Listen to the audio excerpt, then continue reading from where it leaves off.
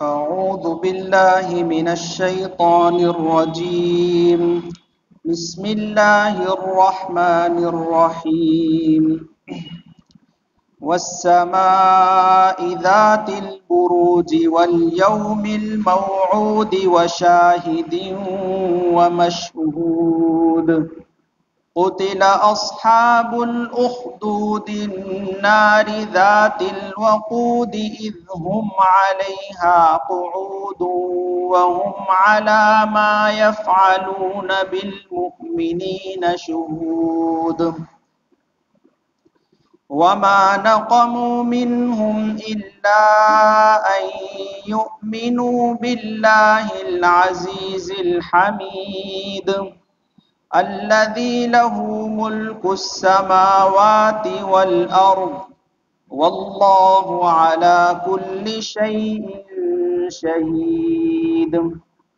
إن الذين فتنوا المؤمنين والمؤمنات ثم لم يتوبوا فلهم عذاب جهنم ولهم عذاب الحريق. إن الذين آمنوا وعملوا الصالحات لهم جنات تجري من تحتها الأنهار ذلك الفوز الكبير.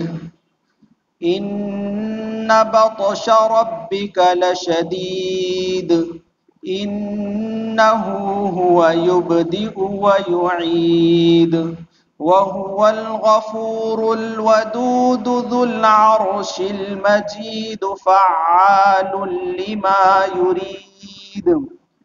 هل أتاك حديث الجنود فرعون وثمود بل الذين كفروا في تكذيب والله من ورائهم محيط.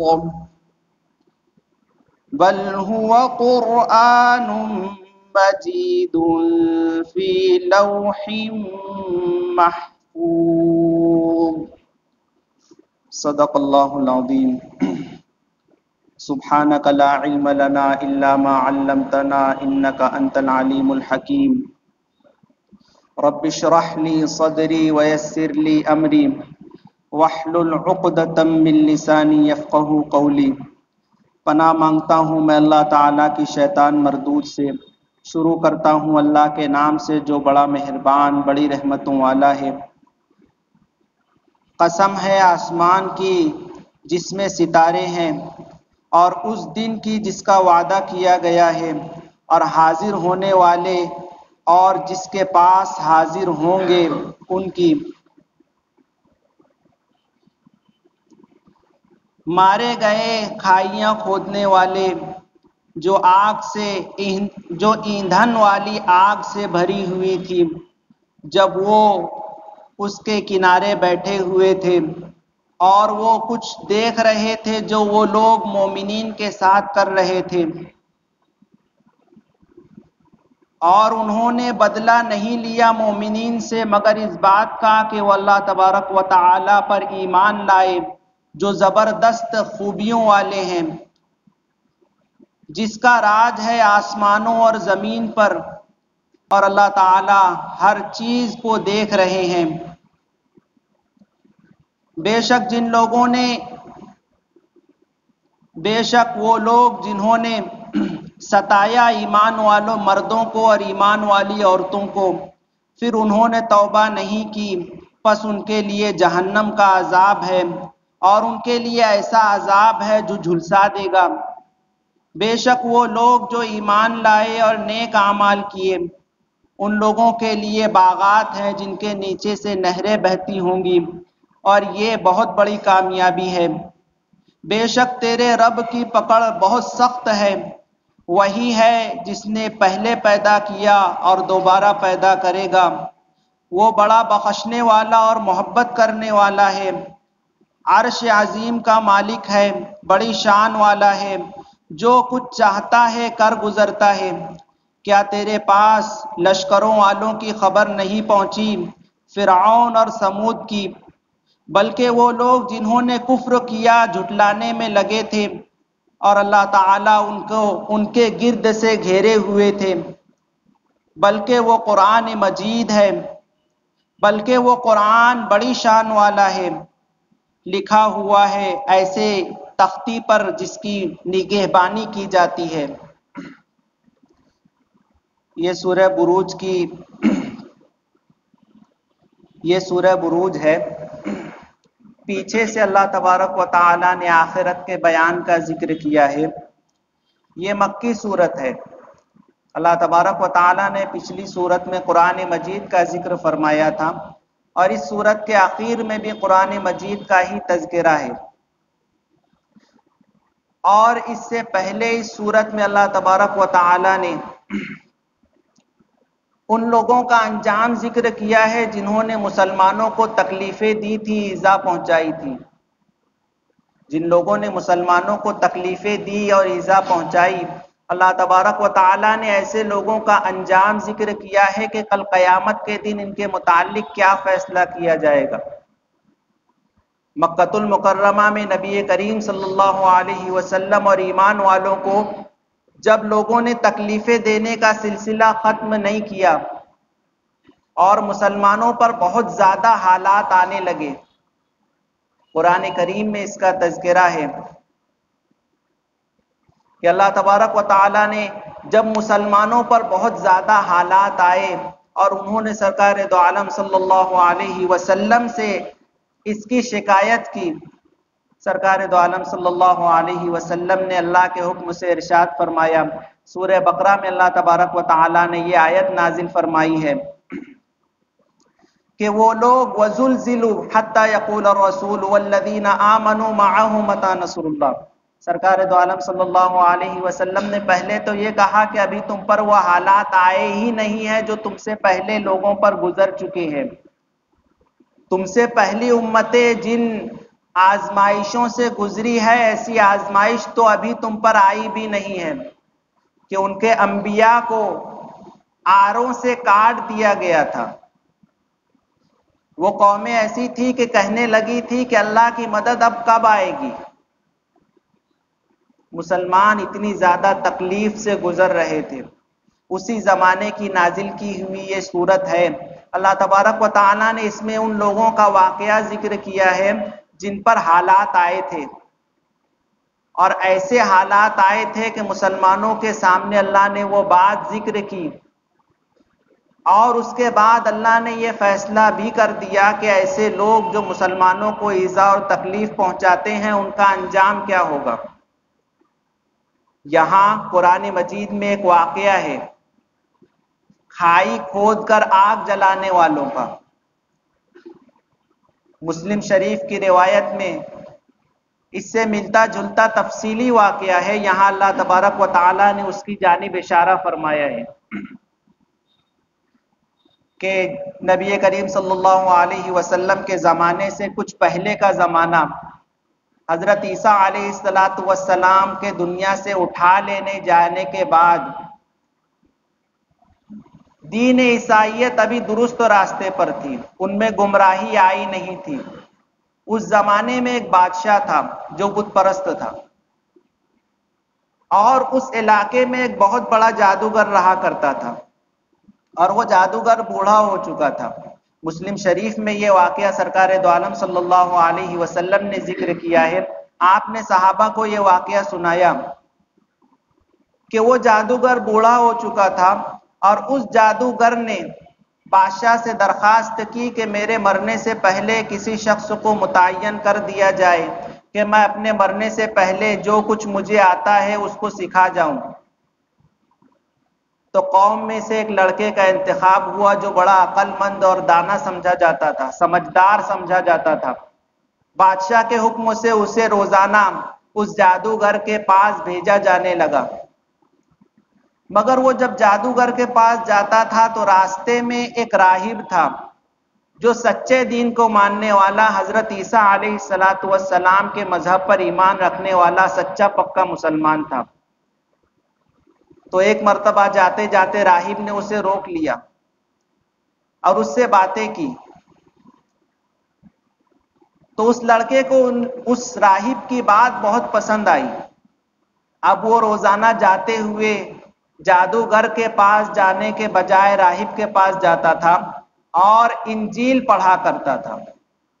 اور وہ راہب کے ہاتھوں مسلمان ہو گیا اور وہ انجیل سیکھنا شروع کر دی. اللہ کے احکامات کیا ہیں، دنیا کیا ہے، اللہ تبارک و تعالی ہم سے کیا چاہتے ہیں، دنیا میں کیسی زندگی گزارنی ہے، یہ تمام باتیں اس نے راہب کے پاس سیکھی. ادھر بادشاہ کو اس کا علم ہو گیا کہ یہ شخص جسے ہم نے جادوگر کے پاس بھیجا تھا وہ وہاں جاتا نہیں ہے. پھر ایک دن ایک واقعہ پیش آیا کہ اس گاؤں میں، اس علاقے میں ایک شیر آیا اور لوگ اس شیر سے ڈر کر بھاگ رہے تھے. اس لڑکے نے دیکھا، اس نے اپنے دل میں اللہ سے دعا کی کہ اللہ اگر جو کچھ میں سیکھ رہا ہوں اور پڑھ رہا ہوں یہ درست ہے، اگر میں سچے دین کو ماننے والا ہوں تو آپ میری مدد کیجیے. یہ کہہ کر اس نے ایک پتھر اٹھایا اور شیر کو مارا. شیر وہیں پر مر گیا.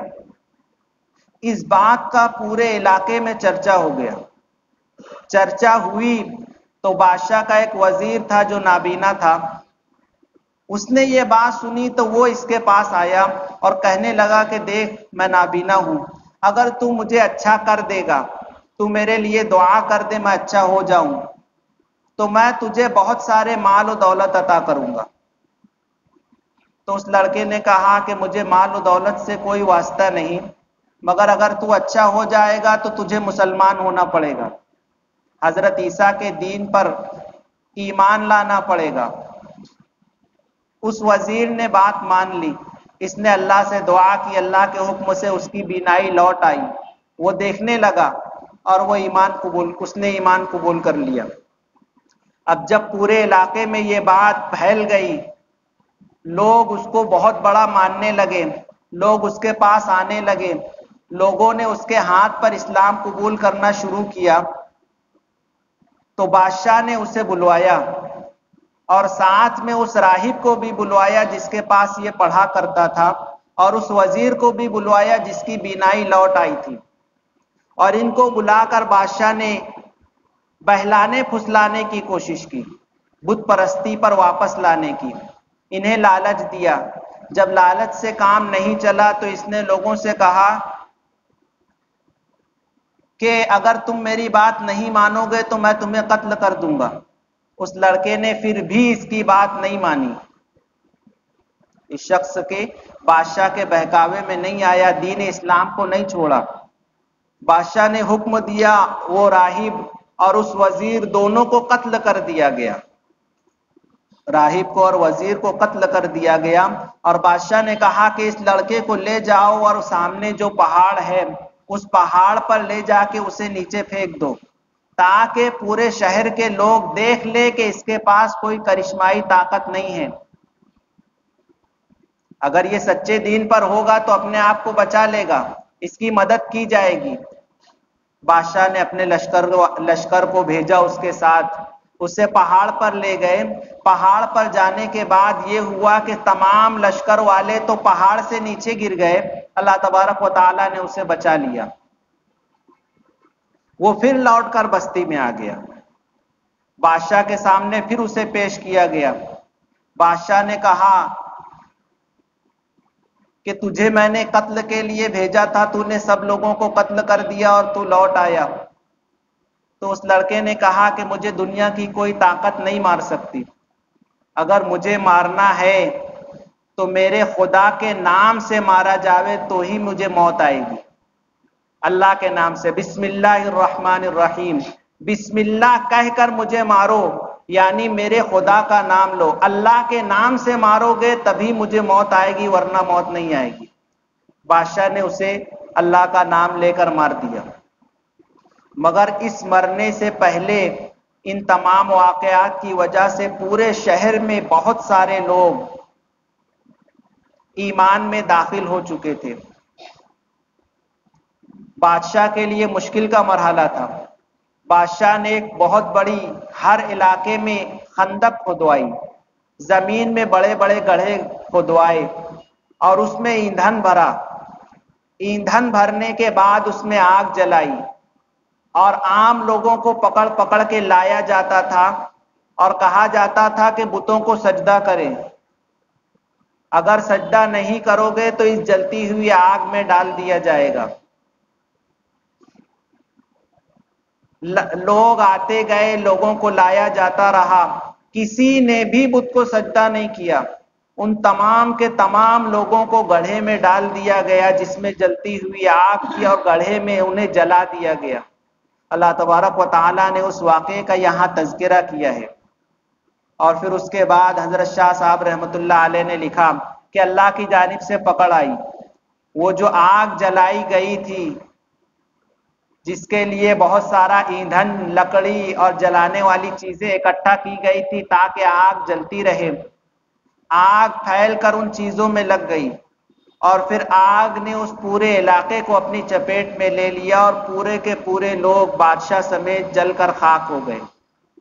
یعنی اللہ کی پکڑ آئی اور پھر اس پکڑ سے کوئی نہیں بچا۔ جو لوگ تماشا دیکھ رہے تھے، قرآن کریم نے ان کا ذکر کیا ہے کہ وہ گڑھوں کے کنارے بیٹھے ہوئے مسلمانوں کے ساتھ جو کر رہے تھے اس کا تماشا دیکھ رہے تھے۔ اللہ تبارک و تعالیٰ نے سورت میں ذکر کیا ہے کہ ایسے لوگ بھی، یہ تو دنیا کا عذاب تھا کہ دنیا میں یہ لوگ نشان عبرت بن گئے، اللہ نے قیامت کے دن کا بھی فیصلہ سنایا کہ قیامت کے دن بھی یہ لوگ قتل کر دیے جائیں گے کہ انہوں نے مسلمانوں کو ستایا تھا۔ دنیا میں تو جو ہونا تھا ہو گیا، آخرت کی بھی سزا اللہ تبارک و تعالیٰ نے ذکر کی، اور اس ذکر کرنے سے پہلے اللہ تبارک و تعالیٰ نے قسمیں کھائیں کہ قسم ہے اس آسمان کی جس میں نظر آنے والے ستارے ہیں۔ بروج ان ستاروں کو کہتے ہیں جو کھلی آنکھوں سے نظر آئے، ایسے ستارے جنہیں ہم دیکھ سکتے ہیں۔ اللہ تبارک و تعالیٰ نے اس کائنات میں بے شمار ستارے بنائے ہیں، ستارے اور سیارے۔ کچھ وہ ہیں جنہیں ہم اپنی آنکھوں سے دیکھ سکتے ہیں، کچھ وہ ہیں جنہیں خوردبین اور دوربین کے ذریعے سے دیکھا جاتا ہے، اور کچھ وہ ہیں جو نظر نہیں آتے۔ بروج ان ستاروں کو کہتے ہیں جو سامنے ظاہر ہو کر آنکھوں سے نظر آئیں۔ اللہ نے فرمایا ایسے ستاروں کی قسم جو تمہیں نظر آ رہی ہیں، اور اس دن کی قسم جس کا وعدہ کیا گیا ہے، یعنی قیامت کے دن کا، جس دن ہر شخص اللہ کی بارگاہ میں جمع ہوگا اور اللہ کے یہاں اسے ہر عمل کی جواب دہی کرنی ہوگی۔ نیک عمل کیا ہے تو اس پر اجر اور ثواب اور اللہ کی جانب سے بہترین بدلہ ملے گا، اگر دنیا میں برائی کر کے گیا ہے تو اس کا بھی وہاں اسے سزا دی جائے گی۔ ہر چیز کا اچھے برے اعمال کا بدلہ ہوگا۔ نیک عمل کرے گا جنت ملے گی، برے عمل کریں گے دوزخ میں جلایا جائے گا۔ اللہ نے فرمایا کہ اس دن کی قسم جس کا وعدہ کیا جاتا ہے، اور اور اس کی قسم جو حاضر ہوں گے گواہی دینے والے، اور وہ جس کے پاس حاضر ہوں گے، یعنی اللہ تبارک و تعالیٰ کی بارگاہ میں حاضر ہوں گے۔ تو شاہد کہتے ہیں گواہی دینے والے کو، مشہود لہو کہتے ہیں جس کے لیے گواہی دی جاتی ہے۔ یعنی دو لوگوں کا معاملہ پیش ہوا تو ایک گواہی دینے والا الگ سے آتا ہے۔ تو یہ جو دو معاملے والے ہیں یہ فریقین مشہود کہلاتے ہیں، اور جو گواہی دینے والا ہے وہ شاہد کہلاتا ہے۔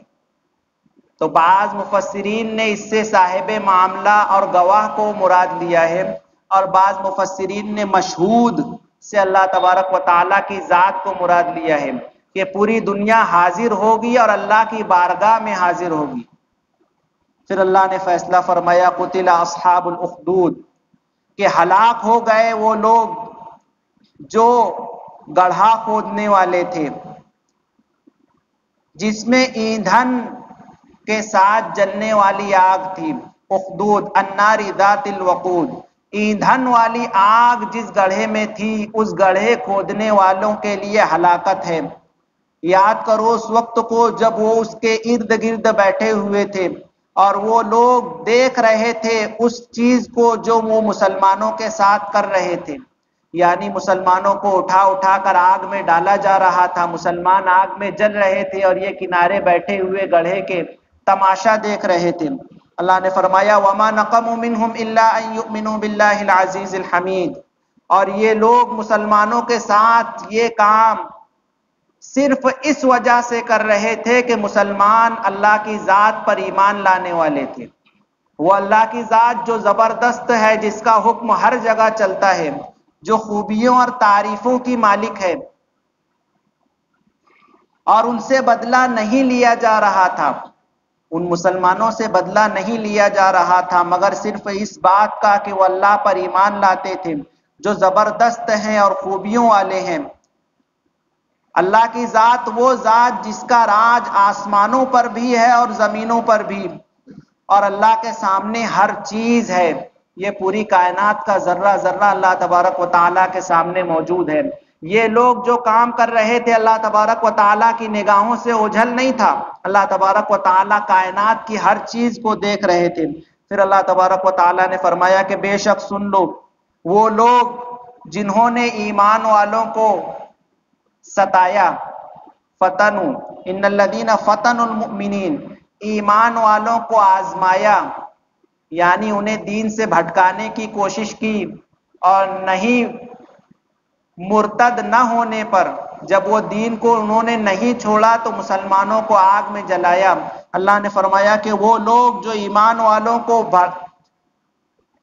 پھسلانے کی کوشش کر رہے تھے، انہیں ایمان سے ہٹانے کی کوشش کر رہے تھے، انہیں ستا رہے تھے، اللہ تبارک و تعالیٰ نے فرمایا کہ وہ لوگ جو ایمان والے مرد اور ایمان والی عورتوں کو ستا رہے تھے، پھر ان لوگوں نے توبہ نہیں کی، فلہم عذاب جہنم، ایسے لوگوں کے لیے اللہ تبارک و تعالیٰ نے فرمایا ایسے ہی لوگوں کے لیے جہنم کا عذاب ہے، وَلَهُمْ عَذَابُ الْحَرِيقِ، اور ایسے ہی لوگوں کے لیے وہ عذاب ہے جو جلا دینے والا ہے، جلا دینے والا۔ ان لوگوں نے ایمان والوں کو دنیا کی آگ میں جلایا تھا، اللہ نے فرمایا کہ ان کے لیے جہنم کی آگ ہے، اور جہنم کا عذاب جلا دینے والا ہے۔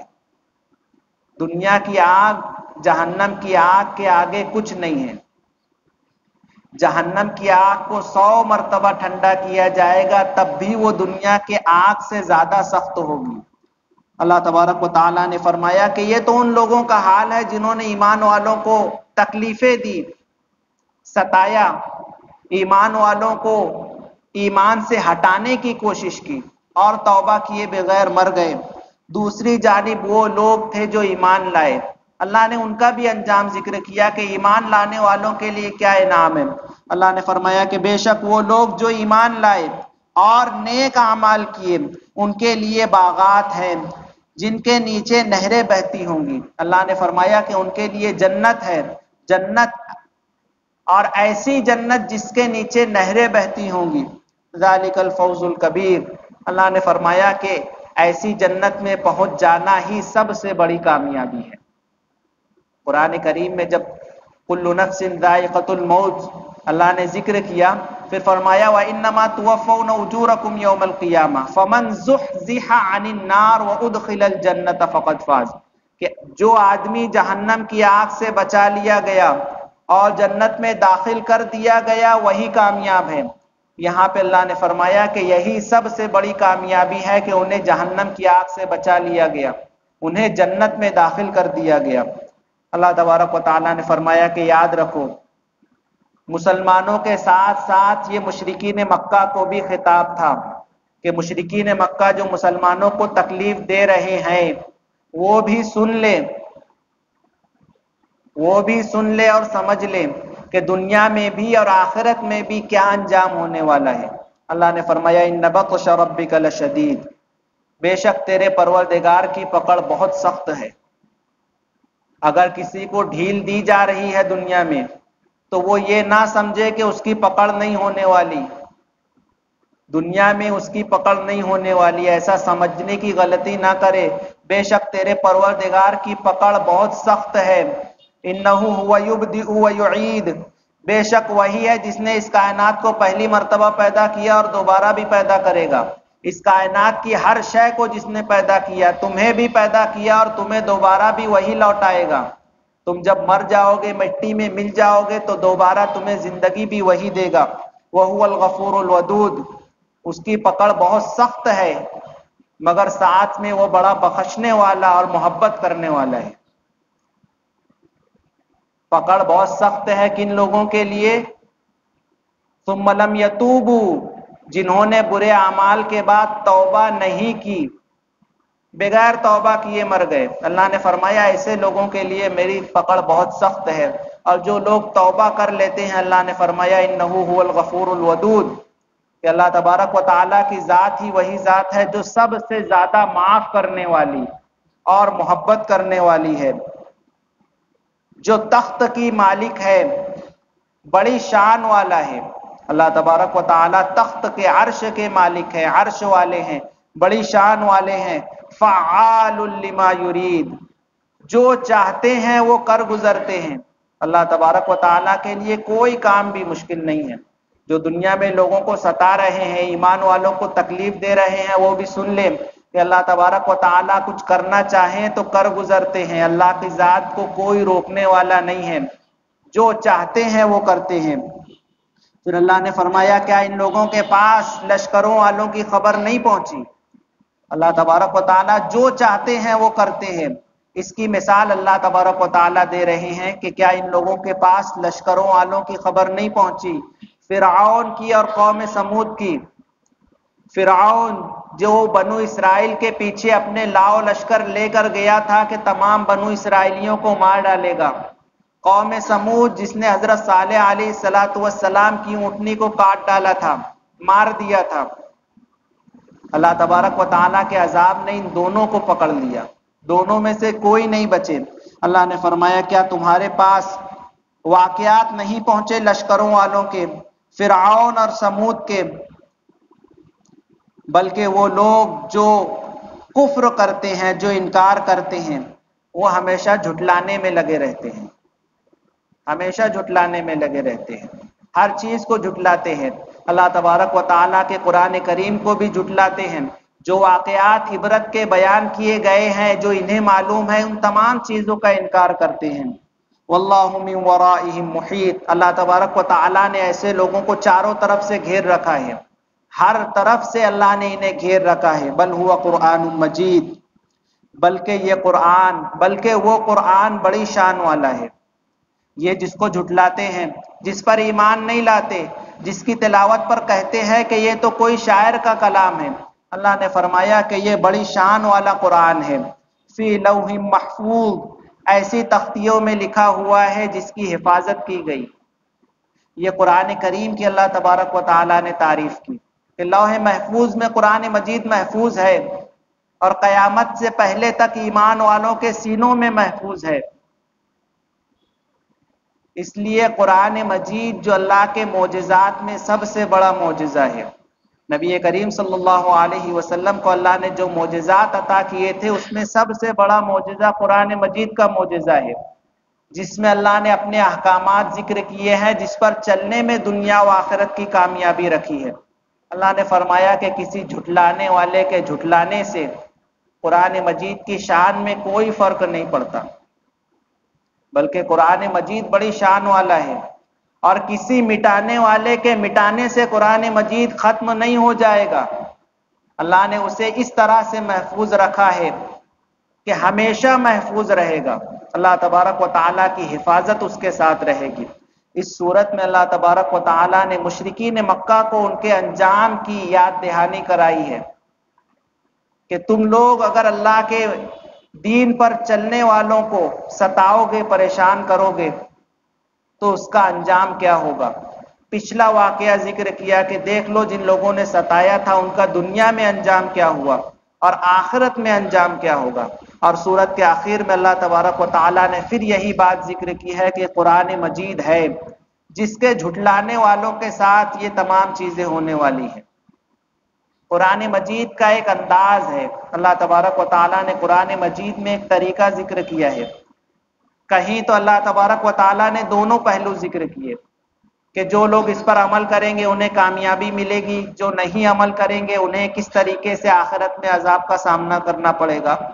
اور کہیں کہیں اللہ تبارک و تعالیٰ کا انداز یہ ہے کہ ایک طرف کا واقعہ ذکر فرماتے ہیں، ایک طرف کی بات، دوسری بات سننے والے کے فہم پر چھوڑ دی جاتی ہے کہ جب جھٹلانے والوں کا یہ انجام ہوگا تو عمل کرنے والوں کو کیا اجر و ثواب ملے گا، یہ آپ حضرات سمجھ لیجیے۔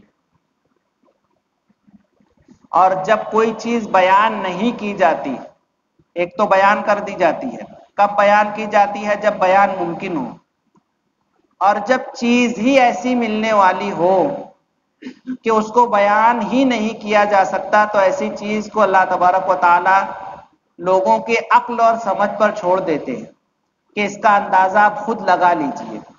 اللہ تبارک و تعالی نے سورت کے آخر میں ذکر کیا کہ جو لوگ قرآن مجید کو جھٹلاتے ہیں، رسولوں کا انکار کرتے ہیں، ایسے لوگوں کو اللہ تبارک و تعالی نے ہر طرف سے گھیر رکھا ہے، اور اللہ کی پکڑ بہت سخت ہے۔ اور دنیا و آخرت میں اگر کامیابی ملنی ہے اور کامیابی چاہیے تو اللہ تبارک و تعالی نے وہ قرآن مجید میں رکھی ہے، اور قرآن مجید ہمیشہ موجود رہے گا، ہمیشہ۔ ایسا نہیں ہے کہ کسی کو ہدایت کی تلاش ہو اور اس کے لیے ہدایت ملنے کا کوئی ذریعہ موجود نہ ہو۔ اللہ نے فرمایا کہ میری کتاب ہے جو ہمیشہ ہے اور محفوظ ہے۔ جب تک لوگ ہدایت کے تلاش میں رہیں گے، اللہ کی کتاب سے انہیں ہدایت ملتی رہے گی۔ اللہ تبارک و تعالی ہمیں قرآن مجید پر عمل کی توفیق عطا فرمائے۔ دعا کر لیں۔ بسم اللہ الرحمن الرحیم، الحمد للہ رب العالمین، اللہم صلی وسلم وبارک علی سیدنا محمد وعلی آل محمد کما صلیت وبارکت علی ابراہیم وعلی آل ابراہیم انک حمید مجید۔ ربنا ظلمنا انفسنا وان لم تغفر لنا وترحمنا لنكونن من الخاسرین۔ ربنا آتنا فی الدنیا حسنہ وفی الآخرۃ حسنۃ وقنا عذاب النار۔ اللهم إنا نسألك من خير ما سألك منه نبيك محمد صلى الله عليه وسلم، ونعوذ بك من شر ما استعاذ منه نبيك محمد صلى الله عليه وسلم، وأنت المستعان وعليك التكلان، ولا حول ولا قوة إلا بالله العلي العظيم۔ سبحان ربك رب العزة عما يصفون، وسلام على المرسلين، والحمد لله رب العالمين۔